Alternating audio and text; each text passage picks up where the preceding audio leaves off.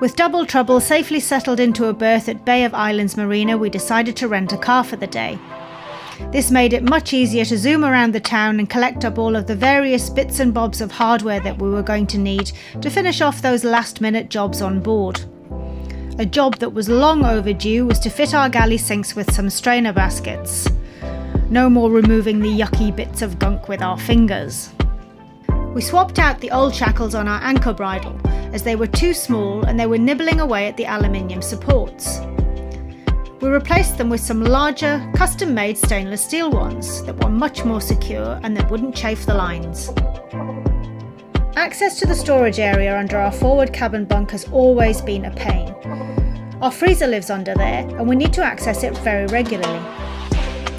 We decided to fit the cover with some piano hinges, and for good measure we added some gas stays. Now when it's lifted up, it stays safely in place. No more balancing the lid on our heads while delving around for the ice. The job, as they say, is a good one. Even Dave got in on the action. We added a hydrofoil to his outboard engine to help him plane more smoothly. Now we were ready for the off. Over there. Where are we going, darling, to be spruced up, showered at this hour of the day? It's only 2:45. We're going to the yacht club for a talk on Tonga and Fiji. The talk at the yacht club was very informative and the place was absolutely packed. Nothing to do with the fact that the bar was open, I'm sure. Morning, gorgeous. Morning. So we need, according to this, we have to have a New Zealand departure card for each person on board, advance notice of departure, form C2B, and a copy of our TIE, our registration certificate, our Cat 1 certificate, which we now have, $440 later, but we now have it. And then we just need to basically get our certificate. And this is to leave New Zealand? This is to leave New Zealand, yeah. Looking up some predict wind stuff, so we're starting to look at our weather for later in the week, hoping we can get to Tonga. So, yeah, at the moment there's a great big low sitting over us. So, it's 5 o'clock and we've got the lights on. So we're hoping this is going to move off and then we'll be able to follow it out to the Pacific. That looks nice, Joe. Yes, it's our glow bars, I believe they're called. And I've made a double batch for on-watch snacks. Lovely. My hair, look, am I looking glamorous? I'm in my pyjamas. Yeah. 7:30 and we are heading out to Tonga today. So, lovely day in Opua Marina, Bay of Islands Marina. We've got some last minute things to do, but the rain from yesterday is cleared. Looks a pretty nice day out here. And it's 12:30 and we are just waiting. There's a squall coming through and once that's blown over we are casting off the lines and we are, first of all, we're going to the fuel dock, but then we are on our way to Tonga, which is very exciting. We've basically, the boat is ready to go. We are cleared out with customs. We've given them all the forms and paperwork they need. They've given us our paperwork to clear into Tonga. So yeah, it's exciting. A little bit nervous, obviously. Another sea crossing coming up, but yeah. So, fueled up and on our way. Just making our way out of the channel.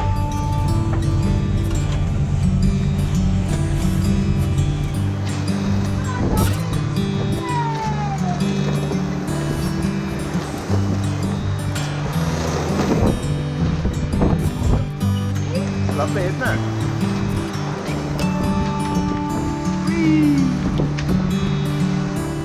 But that is our first sunset. Going into evening one. A little bit swirly, a little bit windy. Looks good, doesn't it? Still a beautiful sunset. Hubby's just at the front putting our secondary fit.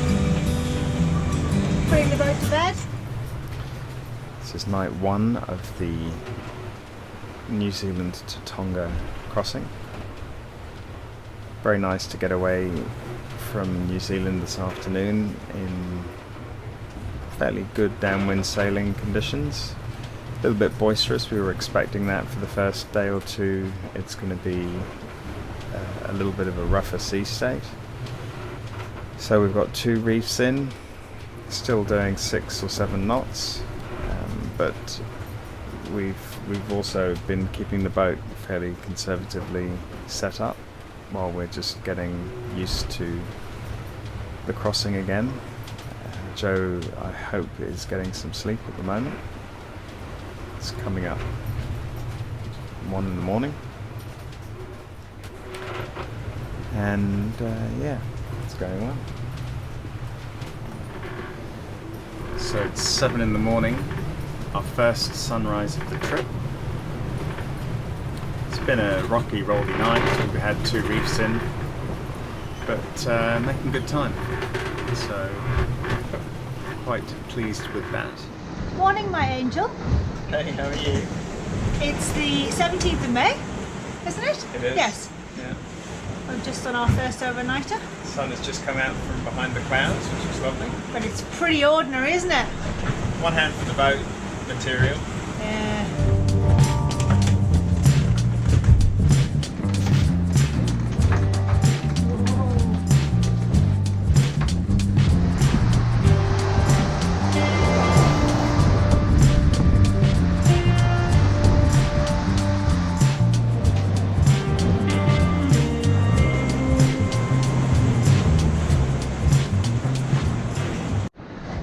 Rob's just sorting his crown jewels out.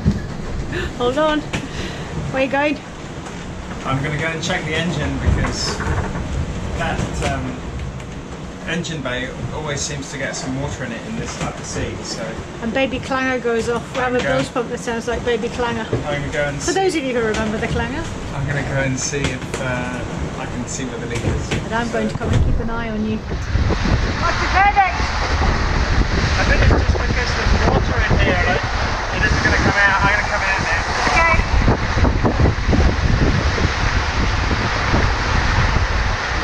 Just like that, please.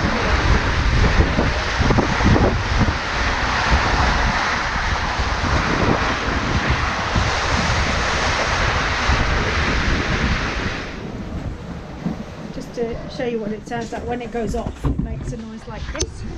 Oopsie.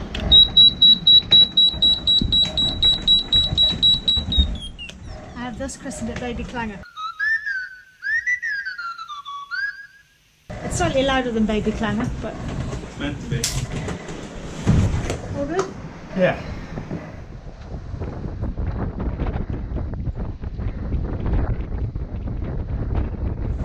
It is 8 o'clock in the evening on Thursday evening, and we've had dinner, we've put the boat to bed. Rob's just gone down to have a quick snooze. He comes on shift in an hour. So yeah, it's been a pretty eventful day, but it's been a busy day sail-wise. We've had really good winds since we left. The seas have been messy. We've had beam-on swells and big swells, which has made life a bit uncomfortable, but the wind speeds have been great. We've had basically 2 reefs in the mainsail since we left Rockwood, but we've been making good time, and the wind and the sea state started to calm down this afternoon, which was nice. It's a beautiful evening. You can't see, even if I show you, but the stars are just phenomenal. We've only got a tiny little slither of moon out there, so yeah, so there's not much to see. It's pretty dark, but yeah, no, we had a big squall blow through this afternoon, so we quickly had to drop all of our sail, and while that went through, that was about 40 minutes it came through. It blew through very quickly, so it's been sails up, sails down, reefs in, reefs out, wind, no wind, just what happens when you're sailing across the ocean. It's nighttime, day 2. We have a reef in, as we normally do at night, but for some reason this reef set that we've put in is making the sheaves squeak. So the Admiral has already spoken to me about the issue, and we've tried to fix it, but I think we're going to need some daylight to have a look at the problem. Not sure what's going on, to be honest, but once you tune into it, this is what a watch is like. Oh, it's gone quiet. Now it's back.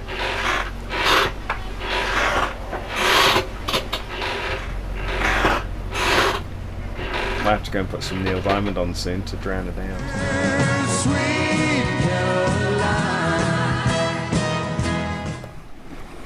This is what a sunrise looks like 250 miles off the coast. Just gone 7 in the morning. I seem to have lucked out on the watches this trip, so I'm getting the sunrises, so I'm not complaining. Our boom squeak has stopped, you'll be pleased to know. Still not sure what was going on there, but I'm sure we'll get to the bottom of it at some point. And I'm just witnessing a glorious sunrise. Trucking along. Pretty cruisy out here at the moment. Joe's catching up on some much needed rest. It's been a tough first couple of days as normal on passage, so we're trying to take it easy and keep our sleep caught up with. But I wouldn't miss this for anything. Just taking advantage of the very calm following seas that we've got. Dinner is prepped. There's a big pile of pumpkin and onions and celery and everything chopped, so we'll get that out. And we're going to do a Hugh Fernley Whitting Salt stew that we make all the time, called North African squash and chickpea stew. So guess what it's got in it? But it's very tasty. And in the meantime, I'm making my husband's very favourite hummus. Midnight. Night number 3. A little bit chilly. Got my big jacket on. And we're sailing. Engines are off. 10 knots. Doing 6.5 sevens, which is pretty unusual. Don't know what we've done with the sails, but it seems to be working. Yeah. And I think because the seas have calmed down so much, it's just super smooth. Having a great relaxed sail, actually. Squeak's gone.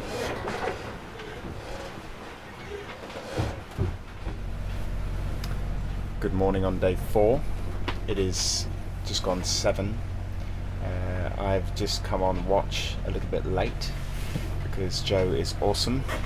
She's had a really busy watch, but also let me sleep in, which was very nice of her. This morning on her watch, it has been a little bit squally. The wind has been shifty. So first thing we did before Jo went to sleep was drop the main, because there's a couple of squalls that we've got either side of us and we weren't sure what they were going to do while we were single-handing. So we're currently running with one engine and the heady, and I'll pull that in if we get any squalls or gusts or anything like that while Joe's having a kip. Saturday morning. And what's just happened? Our inverter has just turned off. We don't know why. We've got an isolate switch which I've gone and messed around with, which has reset it once, but it's tripped out again. We haven't really been putting that much load on it either, so I'm not sure what is going on, but I think we're going to have to take the back cabin apart and get into the inverter and have a look at it now. How's it going? It's going alright. I think we're getting to the bottom of it. Why do things always happen on passage? Hey! What happens on passage stays on passage. So, the inverter has had a little moment, I would call it. It's had a bit of a huff. Yes, so we've isolated the circuits, taken the lid off the battery bay, and we're cooling everything down. When we say we, I've been instrumental in walking backwards and forwards and reading the screen. You've been very helpful. So now we're at a point where everything is off, and I have put the individual sockets back on. So we now have that socket working on the inverter, so that's not a problem. We can charge the laptop. Phew. We can, but I'm just not sure what is causing it to fall over. So I've checked that there's no water in our switchboard. We have got an isolator switch that over time the points corrode as the voltage goes through them. It seems a faulty design to me, but that's basically what happens with DC systems. Not very old though, is it? About a year, but we're heavy users. So basically, I've now got that circuit working. We're going to go through and do all the other circuits, leave everything off, and use minimal electrical things, so no coffee machine for the rest of the trip. I haven't had a coffee the whole trip, actually. Pointing, no fingers. Yeah, so I'm a little bit more relaxed about things, but I'll also be emailing our electrical guy and just letting him know we've had a hiccup I might need a and bit. see if he's got any other suggestions. And another.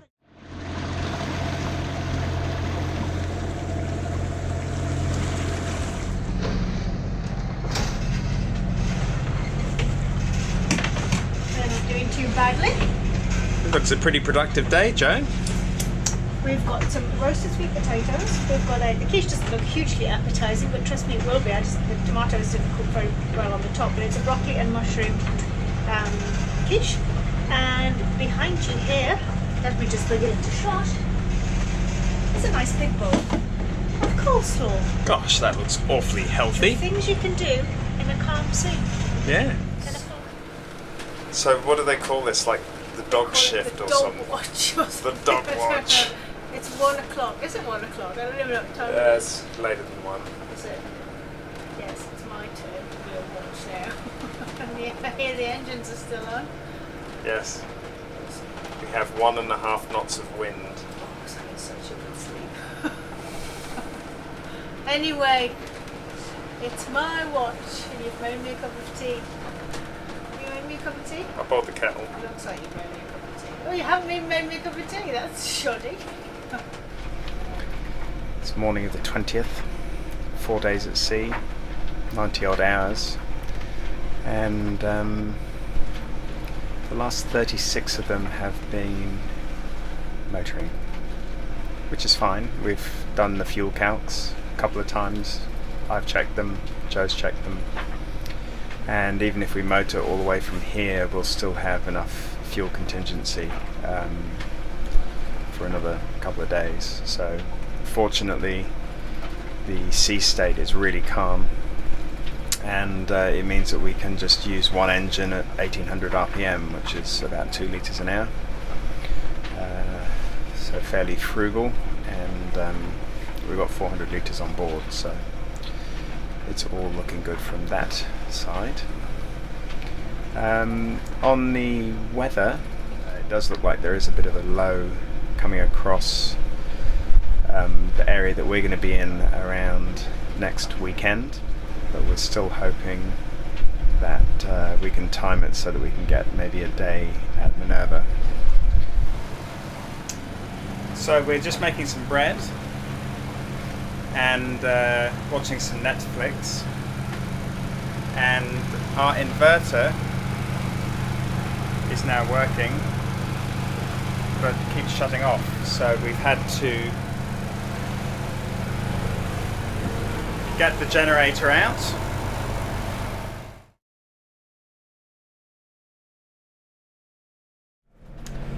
Welcome to a lazy Sunday on DT.